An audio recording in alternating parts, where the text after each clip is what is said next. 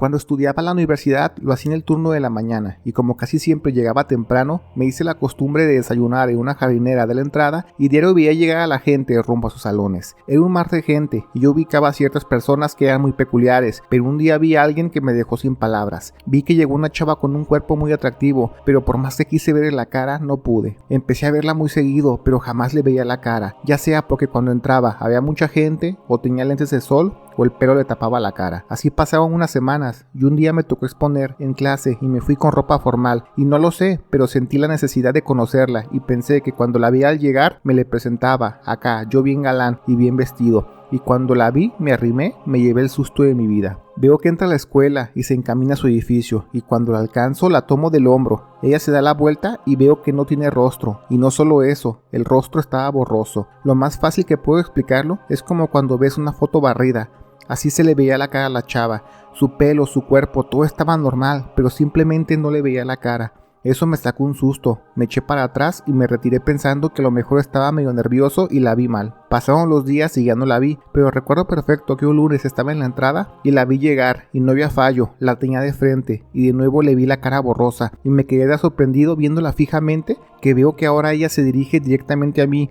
Y yo me quedé como estatua, porque no sabía qué hacer, y estando frente a mí, me dice que si por favor la puedo dejar de ver, que ya le hice sentir incómoda, que en varias ocasiones me ha visto que la vio muy raro, que si no dejo de hacerlo me va a reportar, y yo estaba muy asustado y solo cerré los ojos, y le decía que me perdonara, que no era mi intención, y la muchacha se retiró y se fue para su edificio. A partir de allí ya no me quedaba en la entrada al llegar, y seguí con mi estancia en la universidad. No pasó mucho tiempo, quizás una semana, cuando un día estaba haciendo fila en las copias, cuando veo que la chica sin rostro viene directamente a mí. Yo me asusté y solo cerré los ojos y la chava me tomó de la mano, me sacó de la fila y yo todo asustado solo le decía, perdón, no quiero problemas, pero la chava más calmada me pregunta que si la puedo ver la cara. Yo los tenía cerrados y no los quería abrir y así estuve un minuto hasta que me animo de nuevo y la veo con la cara borrosa y ahora el acosado era yo y me fui corriendo. Tuve tanto miedo que no fui el resto de la semana a clases. Yo vivía con mis roomies, pero esa semana me fui a casa de mis padres de tan asustado que estaba y le comenté lo que pasó a mi papá y solo se rió. Pensó que solo estaba loco y ya.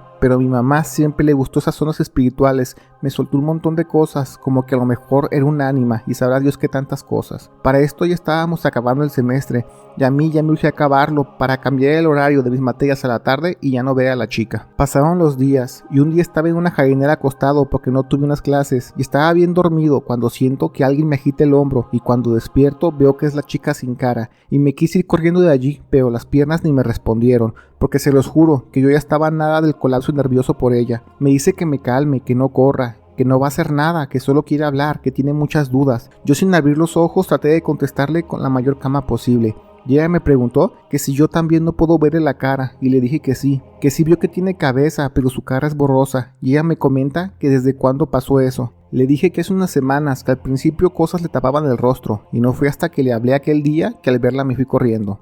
Ella se suelta a llorar a un lado mío y yo no supe qué pasó después de eso porque me fui de allí corriendo. Acabé el semestre y ya jamás la vi. En vacaciones me puse a investigar sobre qué pudo haber sido y lo único que me explica qué pasó es que quizás la chava alguien le hizo una brujería, pero una muy peculiar, que supuestamente lo que hace es que te ahuyentará personas claves en la vida para que tu presente sea lo más infeliz posible. Leí sobre un caso muy similar al mío, donde también un señor asegura que su vecina se le borró la cara, y fue tan traumática la situación que tuvo que cambiarse de estado para evitarla. De eso ya hace más de 4 años, y no crean, siempre he tenido la espinita de que un día estaré en la calle y la veré pasar, porque sé que están pensando que si jamás le vi la cara, ¿cómo es posible que siempre supiera que era ella?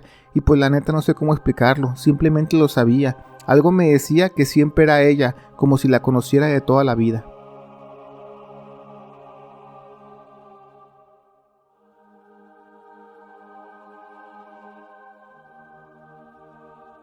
Mi abuelo fue albañil en los inicios de la construcción de Ciudad Universitaria en los 50s, en el área de cantera, y de primera mano te puedo decir que toda la construcción siempre hubo problemas de los más extraños, y no te digo cosas como que se aparecieran sombras o se escuchaban ruidos, no. Te hablo de que se encontraron cosas enterradas que no eran de este mundo, y mi abuelo me juró en paz descanse que le tocó ver 2 cosas que lo dejaron impactado. Lo primero fue que cuando estaban haciendo cimiento encontraron a metros de profundidad muchas láminas de algo parecido al acero, que era imposible que alguien las hubiera enterrado con anterioridad. y las veces que aparecían daban aviso a los ingenieros y ellos solo decían que no dijeran nada para que no postergaran la obra, porque de por sí ya habían empezado meses tarde, según lo contaba mi abuelo. Cuando empezaron a aparecer esas láminas, a la par empezó a haber mucho gringo en la construcción, que solo iban como asesores, y al principio trataban de ser discretos y casi no los veías en la obra, pero ya después los veías allí mismo, en las salas de planos, revisando esas láminas como Juan por su casa. Eso siempre llamó mucho la atención de los empleados de la obra, pero los inges les tenían completamente prohibido hablar con ellos. Conforme fueron avanzando a la obra, mi abuelo cuenta que tuvieron problemas con gente que se estaba brincando a robar el material, y mi abuelo había días en que se quedaba a velar con varias personas, y esto que me contó me dejó mudo. Dice que una noche estaban dando rondines cuando vieron que del cielo se paró una bola de luz grande, del tamaño de un carro, y estuvo dando vueltas por la obra por unos 10 minutos. Mi abuelo, asustado con el otro velador, se llevaron a buscar un gendarme para decirle que algo estaba dando vueltas en la obra. Y hasta eso sí mandaban ayuda, pero lo que les llamó la atención es que en cosa de 30 minutos estaban allí varios altos mandos de la policía del DF y le dijeron a mi abuelo y al otro señor que se apartaran de ahí, que ellos se encargaban de ver qué pasó. Una vez pasado eso, dice mi abuelo que empezaron a verse más gente cada vez más rara en la construcción. Es mentira que todos los involucrados en la construcción de CU eran mexicanos. Había gente de otras partes del mundo. Sobre todo, había gente que los trabajadores de la obra les decían los daneses, que los llamaban así porque eran hombres muy altos, casi de 2 metros, muy güeros y hablaban raro. Ellos no daban órdenes ni nada, simplemente daban vueltas en la construcción viendo y no se dirigían con nadie. Como casi todos los trabajadores de la construcción eran del Estado de México, como mi abuelo, pues era gente que no hacía preguntas, solo seguían órdenes y trabajaban sin mirar para otro lado. Pasaron los meses y una vez mi abuelo le dijeron que no iba a necesitar que velara el fin de semana la construcción, y mi abuelo dice que acabando su jornada se fue de vago a tomar a una pulquería,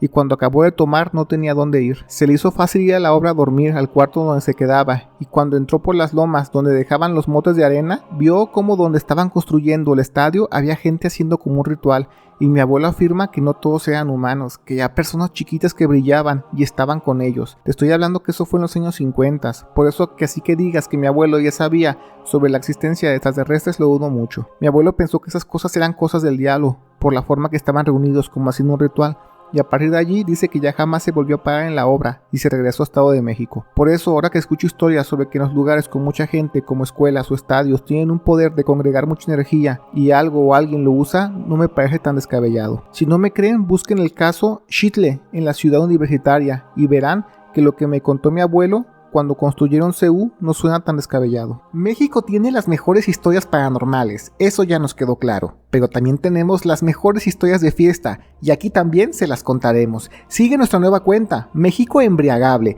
y escucha las mejores historias de la peda, como solo los mexicanos sabemos hacerla. Ya hay videos en la cuenta, allá te vemos. Gracias por ver el video. Te recordamos que todos los días subimos nuevas historias, así que activa las notificaciones. No olvides darle like y comparte, pero sobre todo comenta. Queremos saber qué es lo que la comunidad de México Inexplicable tiene para decir.